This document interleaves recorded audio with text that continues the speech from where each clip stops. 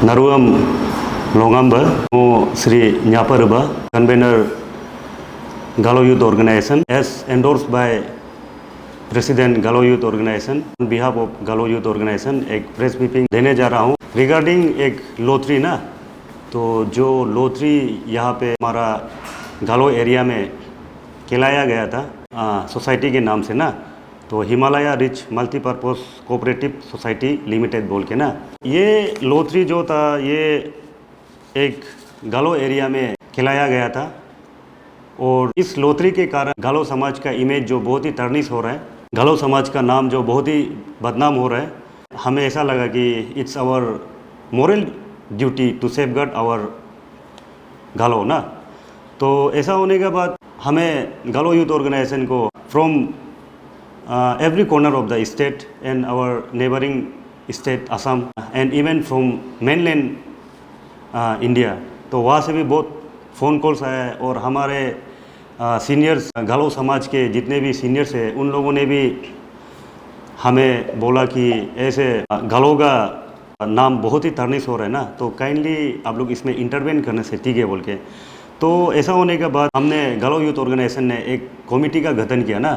तो कमेटी का गठन करने के बाद प्रेसिडेंट गालो यूथ ऑर्गेनाइजेशन ने मुझे एंडोर्स किया कि काइंडली कन्वेनर आप जाके इस सिचुएशन को देखिए कि कहाँ सही है कहाँ गलत है, कहाँ पर लू एंड फॉल्स हुआ है ना, तो गलती किसका है उसको फाइंड आउट करो बोल के मुझे एंडोर्स किया गया था।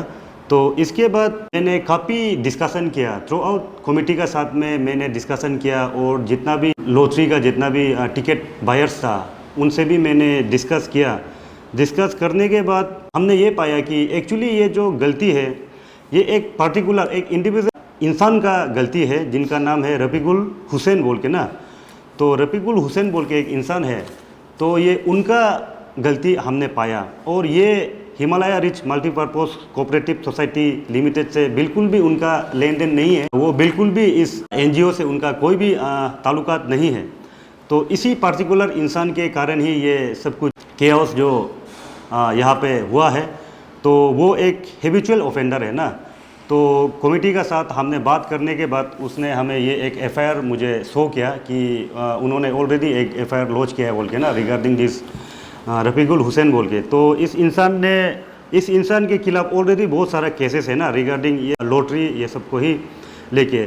और मैं मेरे गालो समाज को भी मैं यही संदेश देना चाहूँगा कि हम गालो यूथ ऑर्गेनाइजेशन बिल्कुल भी ये लॉटरी और ये हाउसी हो गया उसको हम बिल्कुल भी हम सपोर्ट नहीं करते हैं ना। लेकिन जब बात आ जाता है कि गालो का इमेज को जब टार्निश करने का बात आ जाता है तो गालो यूथ ऑर्गेनाइजेशन का इंटरवेंशन होना ही पड़ेगा ना।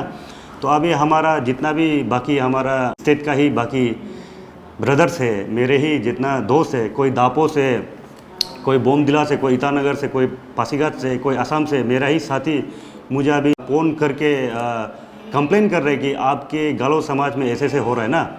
तो उसी को ही फाइंड आउट करने के लिए मुझे भेजा गया है। तो ड्यूरिंग दिस प्रोसीड्यूर और ड्यूरिंग माय वेरिफिकेशन, ये जब मैंने इसको वेरिफिकेशन किया तो हमने ये पाया कि एक्चुअली ये कमेटी का तरफ से कुछ भी लू एंड फॉल्स नहीं हुआ था ना। तो मैंने खुद MPL न्यूज़ चैनल में मैंने लाइव मैंने देखा था। तो उसमें जो भी हमारा सीनियर सिटीजन्स है, जो आपका गेस्ट था ना, चीफ गेस्ट था, उन्होंने सीनियर सिटीजन लोग आके अच्छी तरह से उसको ये किया था, प्रोसीड्यूर को प्रोसेस हुआ था। तो इसमें हमें कोई भी गलती नहीं पाया।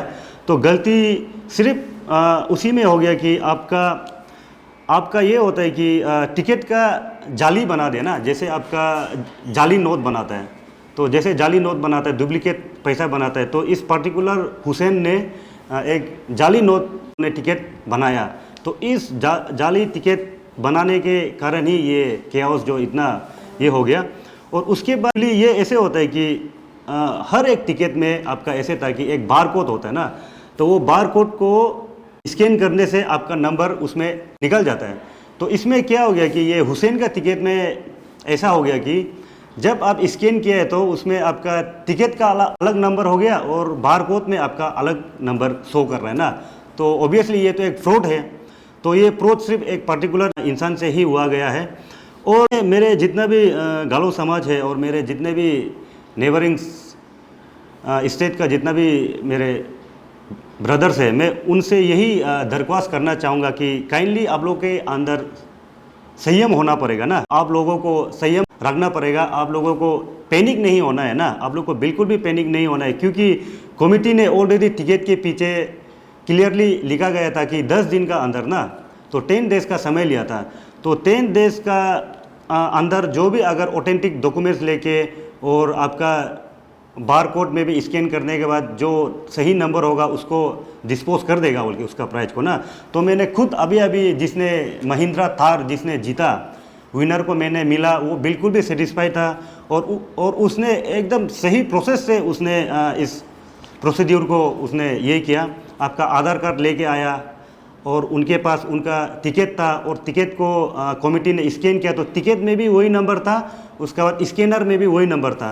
तो उसको कमेटी ने खुशी उनको डिस्पोज कर दिया महिंद्रा थार को ना। तो ये एक बहुत खुशी का बात है। और कमेटी ने बिल्कुल भी नहीं बोला कि हम प्राइज़ नहीं देगा। कमेटी ने बोला आप ऑथेंटिक टिकट लेके आइए, ऑथेंटिक आप आधार कार्ड लेके आइए, आपको बिल्कुल ही जो जो विनर है उसको उसका प्राइज ज़रूर मिलेगा। तो मैं मेरे जितना भी टिकट बायर्स था उनको मैं यही आश्वासन देना चाहता हूं कि गालो यूथ ऑर्गेनाइजेशन का अभी इंटरवेंशन हो चुका है। तो आपको जो जो विनर है आप विदाउट पैनिक होके संयम से आप 10 दिन का इंतज़ार कीजिए। कमेटी ने गालो यूथ ऑर्गेनाइजेशन को भी आश्वासन दिया है कि जो जो ऑथेंटिक वे में अपना डॉक्यूमेंट्स लेके आएगा, टिकट लेके आएगा, उसको उनका प्राइस डिस्पोज कर देगा। और इसमें मैंने जब अच्छी तरह मैंने थ्रू आउट डिस्कशन कमेटी और बायर्स को जब मैंने डिस्कशन करने के बाद मुझे ये पाया गया है कि एक्चुअल प्रॉब्लम जो इसमें टाइम का प्रॉब्लम हो गया ना।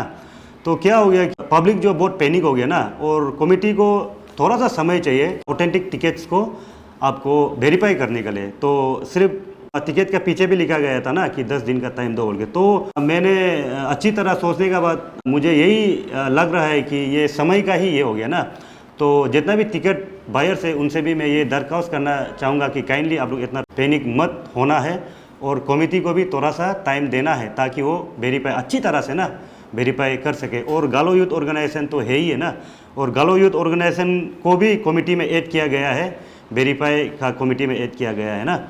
तो इसी के साथ मैं आज के लिए मेरा बात को यहीं तक रखना चाहूँगा। Thank you so much.